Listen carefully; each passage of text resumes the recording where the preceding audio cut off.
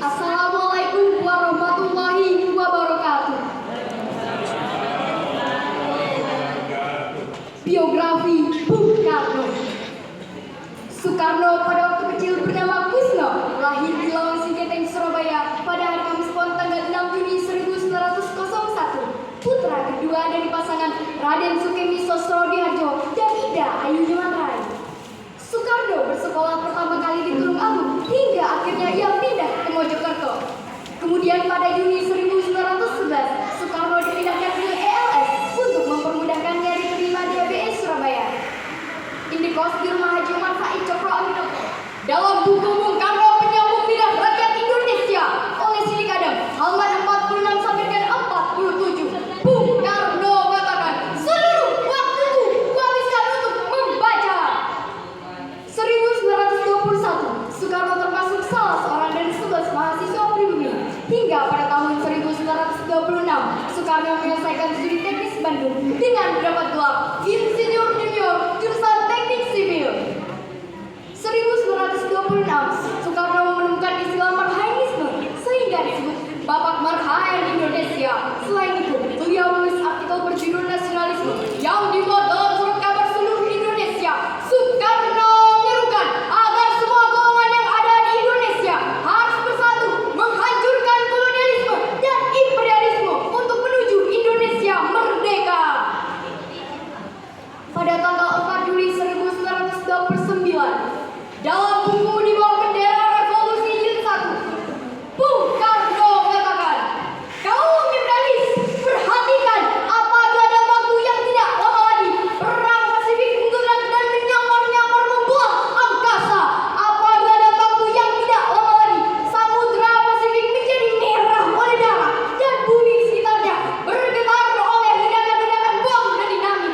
Di saat itulah rakyat Indonesia akan membebaskan dirinya dari tubuh penjajahan dan menjadi bangsa yang merdeka. Setelah malam hari berpidato, Soekarno dan beberapa tokoh PNI ditangkap dan ditahan di penjara. Perjuangan Soekarno cukup panjang sebelum akhirnya mampu menyatakan kemerdekaan Indonesia. Tepat pada tanggal 17 Agustus 1945 bersama Muhammad Hatta dan beberapa tokoh lainnya, beliau menyatakan kemerdekaan bangsa. Bung Karno menyerahkan jabatannya sebagai Presiden Indonesia setelah terjadi gejolak politik. Gejolak ini disebabkan oleh pemberontakan G30 SPKI yang menewaskan banyak perwira TNI. Soekarno wafat di RSPAD pada tanggal 21 Juni 1970 dikarenakan sakit yang terus memburuk. Beliau dimakamkan di Blitar dekat dengan makam sang ibunda, Ida Ayu Nyumanrai.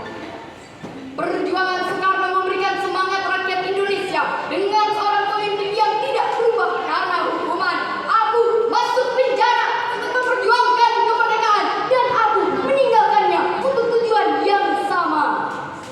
Di gedung PPPKI, beliau mengusulkan Pancasila sebagai dasar negara Indonesia merdeka.